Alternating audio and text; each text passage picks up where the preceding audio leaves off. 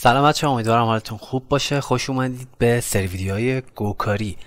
توی این سری ویدیوها میخوایم با زبان برنامه‌نویسی گولنگ آشنا بشیم و همین اولش توی اولین ویدیو میخوایم ببینیم مثلا چرا یه زبانی درست شد به اسم گولنگ و مگه خب ما کلی زبان برنامه‌نویسی از قبل نداشتیم، مثلا چه نیازی بود که یه زبان جدید درست بشه.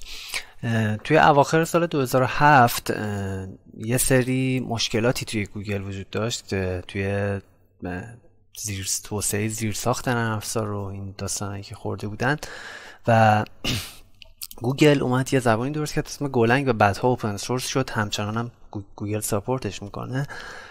اما مشکلاتی که خورده بودن این بود که مثلا سی پی های چند هسته ای اومده بودن و خب زبانهایی که ما میشناسیم مثلا سی و جاوا و اینا زبانهای 30-40 سال پیشن، بعضیاشون مثلا 30-40 خورده ای سال عمرشه و جاوا بعدها ساخته میشه. بعد سخت افزارا که شروع میکنن دیولپ شدن سی پی های چند هسته ای میاد، بعد خود کلاود میاد، کامپیوترها رو کلاسترهایی از کامپیوترها رو میذارن کنار هم و خیلی کلاسترهای گنده‌ای درست میشه و قدرت پردازش‌های زیادی درست میشه که خب زبان‌های برنامه‌نویسی خیلی نمیتونستن از این زیرساخت و سخت افزار به خوبی استفاده کنن. در نتیجه اومدن یه زبان جدیدی رو درست کردن به اسم گو و خب این حالا مشکلاتی که خورده بودن اومدن سعی کنن حلش کنن. پروسسورهای مولتی کور بود، سیستم‌های نتورک وابسته به شبکه بود، کلاسترهای گنده کامپیوتیشن بود، و پروگرامینگ و کامپایل تایم های چند ساعته. بعضا کلاستر درست میکردن واسه کامپایل کردن برنامه هایی که اون موقع می نوشتن، مثلا با سی پلاس پلاس و اینا. و خب گو خیلی یکی از فیچرهاش اینه که خیلی خوب کامپایل میشه. پس اومدن برای ساخت برای اینفراستراکچر و مهندسی کلاود و اینا یه زبانی درست کردن اسم گو که خب همین الانش هم حالا جلوتر میبینیم.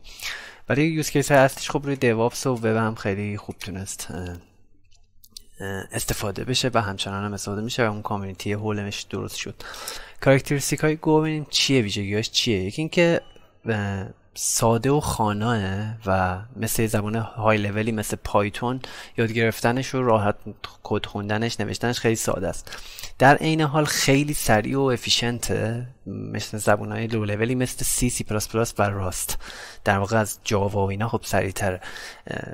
کلا از یه جایی زبانهایی که خیلی قبل‌تر زبانهای داینامیک اینترپرتری درست شدن، بعدها اومدن بایت کد رو درست کردن. مثلا زبانهایی مثل پایتون، جاوا، جاوا اسکریپت اینا کامپایل میشن به یه بایت کدی اون وسط و یه اینترپرتری هست که اون بایت کد رو میفهمه و اسمبلر در واقع اون بایت کدیه. در واقع یه ران تایمی می‌نویسن، یه مثلا جی وی ام برای جاوا، یه پایتون ویرچوال ماشین، یه ویرچوال ماشینی می‌نویسن که اون بایت کدای اون زبون رو میفهمه. در این حال خب سریع هست، اما به هر حال یه چیزی، یه ران تایمی اون وسط هست که خب زبانایی مثل سی، سی پلاس پلاس، راست، زیگ و اینا که جدیدن خیلی مد شدن، اینا کاملا کامپایل میشن به اسمبلی و هیچ لایه‌ای اون وسط نیست.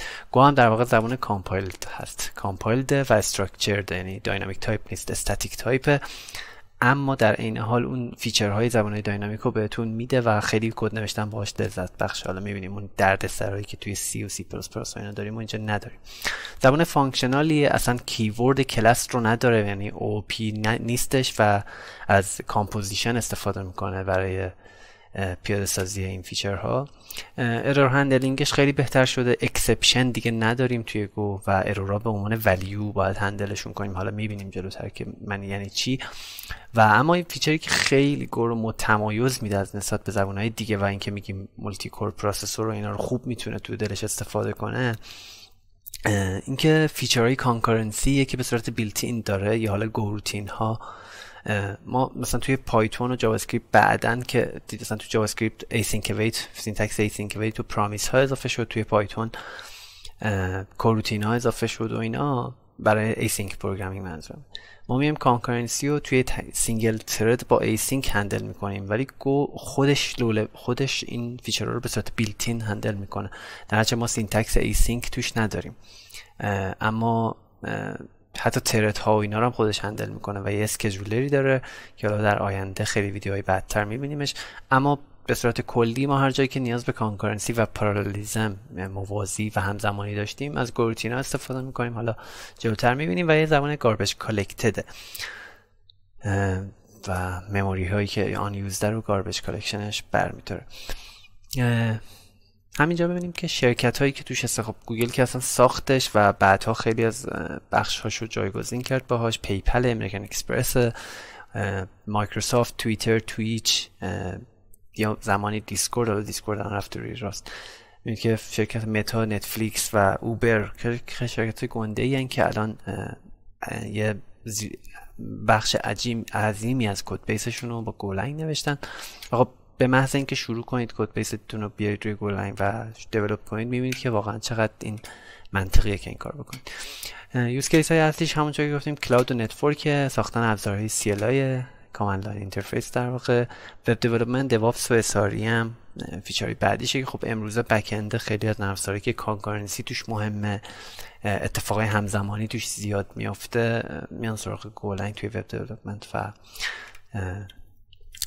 توی پروژه‌های مثل داکر، کوبرنتیز، کاکروچ دی بی و بیشتر پروژه‌های CNCF استفاده شده که خب CNCF هم اگه نمیشناسید سرچش بکنید، کلاود نیتیو کامپیوتیشن فاندیشن. یه سری پروژه‌های خیلی زیادی برای کلا کلاود نیتیو و کوبرنتیو کردن یه سری پروژه ها ساخته شدن.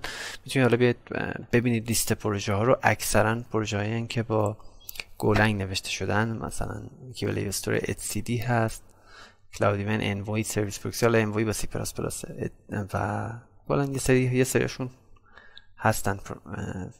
پروژه های زیادی داره که خب خیلی از این پروژه ها رو با گولنگ نوشتن.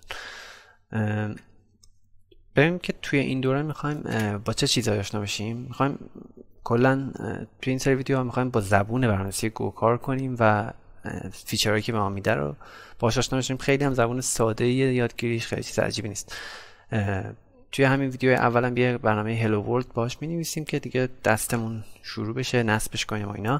اما توی ویدیوهای بعدی وریبل کانستنت و دیتا تایپ ها رو می‌بینیم، اریز، اسلایس، مپس، اینجور چیزایی که داره که خب می‌بینید این فیچرها مثلا اسلایس و اینا شبیه لیست توی پایتون که خب زبان فیچرهای زبان‌های داینامیک می‌بینیم که گو با اینکه کامپایل چجوری اینا رو میتونه بهمون بده. کار با ورودی خروجی آی او، پوینترها که خب می‌بینید زبان‌های لو لول پوینتر رو دسترسی به شما میدن دیگه، NSC، اسکوپ، کنترل فلو، ایف استیتمنت ها رو میبینیم، لوپ ها، حلقه ها میبینیم، فانکشن ها، پکیج ها و ماژول ها رو میبینیم، ارور هندلینگ و دیفر و پنیک و ریکاور و اینا رو میبینیم، استراکت ها رو میبینیم که خب استراکت ها دوباره تو سی اگه دیده باشینش تو گو شبیه به اون رو داریم، اینترفیس داریم و یه سری جنریک داریم که برای اینکه بتونیم یه خورده داینامیک بودن اون تایپ ها رو به برنامه‌مون بیاریم. گو روتین ها رو میبینیم که برای همزمانی استفاده میشه. یه فیچر خیلی اسپسیفیکی گولنگ داره، حالا مشابهش توی ایرلنگ و الکسیر و اینا میشه ببینید، به اسم چنل خیلی کمک میکنه برای ما که این همزمانی توی برنامه‌مون رو هندل کنیم و بتونیم این ترد هامون رو طوری هندل کنیم که با هم دیگه بتونن صحبت کنن و خیلی ساده این کارو بکنیم. چنل، سلکت، سینک، پکیج سینک و کانکورنت پروگرامینگ رو میبینیم. ورکر پول ها و ویت گروپ ها رو میبینیم، دوباره یکی از فیچرهای سیه که یعنی یکی از فیچرهای گوه که کمک میکنه ما بتونیم این همزمانی رو هندل کنیم. کانتکست ها و تایم اوت ها رو نگاه میکنیم. بعد یه ویدیوهایی میبینیم که کامپایلر گو چجوری کار میکنه، گو ران تایم چیه که تو دل گو ران تایم مموری الوکیتور و گاربیج کالکتور و اینجور چیزا رو داریم که میبینیم که به چه شکل اومدن به جای که شبیه به جاوا و اینا یه JVM مثلا یه GVM مثلا بنویسن، با یه عملا یه تیکه کد هایی که شما انگار اینکلود کردید تو برنامه‌تون و موقع کامپایل اتچ میشه به پروسستون، اومدن همه اینا رو هندل کردن. یه سری بیلتین پکیج داره برای کار کردن با جیسون و فایل و HTTP و ریکوست های اینجوری و اینا رو بعدا توی ادامه این دوره میبینیم. بیایید شروع کنیم و یکم گوکاری کنیم. برای شروع میتونیم سایت go.dev رو باز کنید. اگه براتون باز نشد احتمالاً به خاطر تحریمه، خب گفتیم گوگل پشتشه. میتونید از سایت شکن.ir این DNS ها رو روی سیستمتون ست کنید. خودش یه آموزشی هم داره دیگه، من اینجا وقت ویدیو رو نمیگیرم.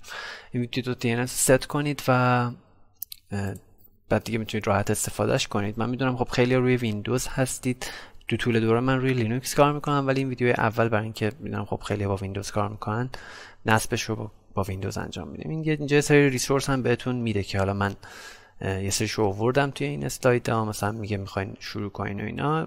چیزی که من پیشنهاد میکنم این بالا لرن هست، این لرنش رو باز کنید. یه تور آف گو داره و یه گو با اگزمپل. تور آف گو میاد همینجوری یه توری شما رو میبره دیگه. اینا رو هی نکست میتونید همینجا ران کنید، سورس کدایی که بهتون میده، هم میتونید اینجوری اسلاید برید جلو و چیزهای مختلف تو گو یاد بگیرید که خب این تقریبا یه کاورج خوبی از همه فیچرهای گو رو بهتون میده.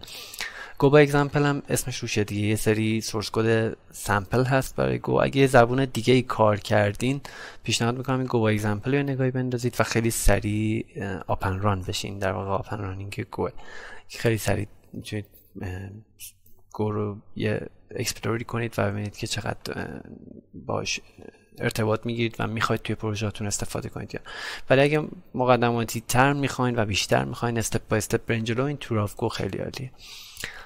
اینجا همینجا دانلودش رو اگه بزنید میتونید برای سیستم عامل خودتون دانلود کنید. اگه ویندوز دارید و یا مک اینستالر داره که حالا این MSI برای ویندوز، یه فایل DMG هم فکر کنم برای مک داره، نصبش کنید، نکست میزنید و نصب میشه. اگر روی لینوکس هم هستید که تربال داره بر اساس معماری سیستمتون که احتمالاً خب AMD 64 باشه، در واقع 64 بیتی باشه، میتونید دانلودش کنید. من اینجا الان دانلودش کردم و اینو اجرا میکنم که نصب کنید. اگه هم توی WSL روی ویندوز بودید ولی WSL داشتید میتونید نصبش روی لینوکس رو برید جلو که حالا من اینجا روی ویندوز دارم، من نصبش میکنم. اینجا یه پاورشل باز میکنم که ترمینال در واقع معادل ترمینال کامند لاین ویندوز هست. حتی بزنید اول نصب بشه که بعدش بتونیم این کار رو انجام بدیم.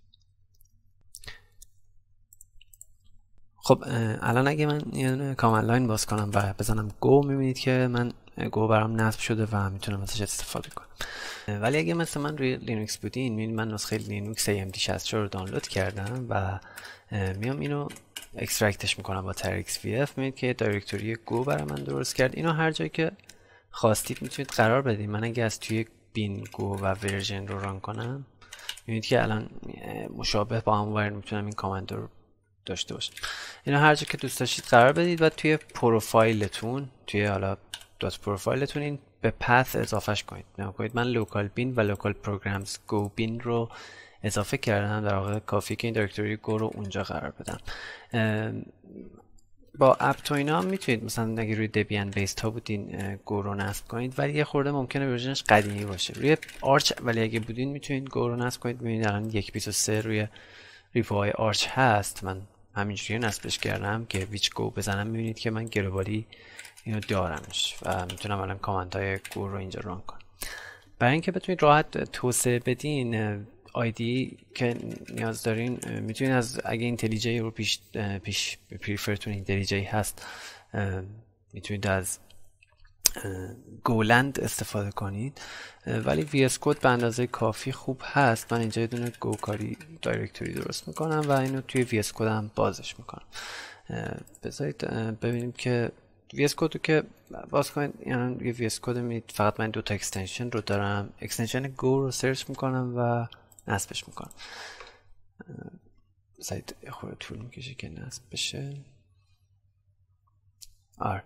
الان که نصب شد دیگه کار دیگه لازم نمی بکنید. اینجا میتونید شروع کنید به برنامه نویسی. به اینجا یه هلو ورلد بنویسیم. معمولا اسم اولین برنامه از فایل اصلی برنامه‌تون main.go هست. من اشتباهی زدم پای main.go هست و اینجا میام یه پکیج main هم باید براش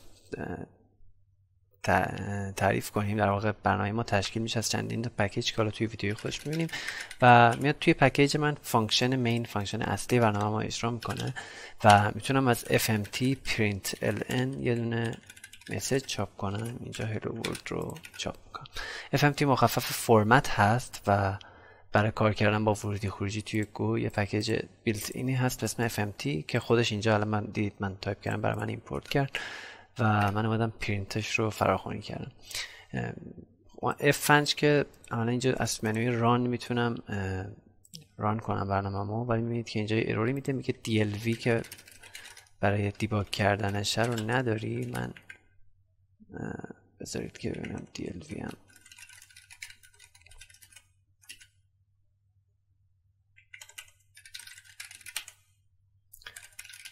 هم با خود گو میتونیم DLV رو نصب کنید. بذار من یه DLV هم سرچ کنم. خوبه که همینجا ببینید دیباگرش هم به چه شکل نصب میشه. این دیگه فایل گیت هابیه که توی اینستالیشنش گو اینستال میتونید به این شکل نصبش کنید. وقتی که گو رو داشتید اگه گو اینستال بزنید یه سری پکیج براتون اضافه میشه که باید ورژنش هم میزدی. حالا ادساین لیتست رو زدیم که آخریش رو بگیر. بذارید دانلود بشه و ببینیم که چه شکلی میشه.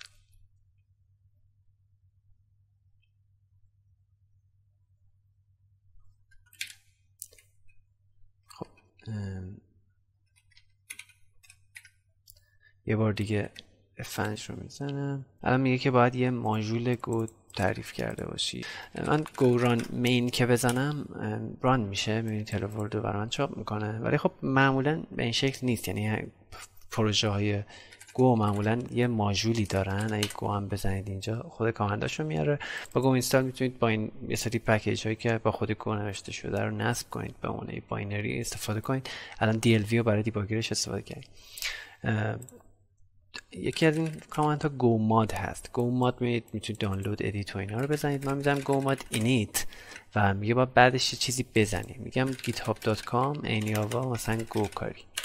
معمولا ماژولای گو روی یه دومینی که سرو میشن با همون اسم شروع میشه. مثلا شما میخواید سورس کدتون رو بذارید رو دومین خودتون، رو گیت هاب، هر چی.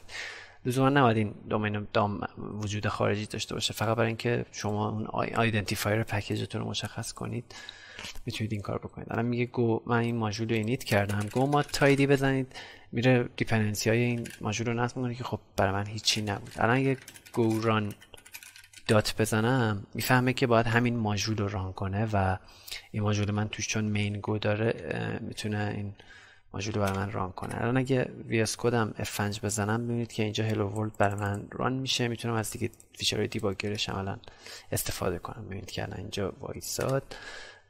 به همین شکل به همین راحتی میتونید کلا گو رو کانفیگور رو نصب کنید. دیدید که دیباگرش رو نوشتیم و یه برنامه هلو ورلد. خب ویدیوی اول کورس گو کاری تموم شد. امیدوارم که این ویدیو رو دوست داشته باشین. حتما اگه کامنت، نظر، پیشنهادی داشتید توی این پایین برای من حتما بذاریدش. لطفا توی کانال من سابسکرایب کنید که ویدیوهای جدید این سری رو میذارم مطلع بشین. اگه دوست داشتین میتونید ویدیو رو برای دوستاتون هم معرفی کنید. خیلی با انگیزه خوبیه برای ادامه این سری ویدیوهای آموزشی. مرسی که ویدیو رو دیدید. فعلا تا ویدیوی بعدی.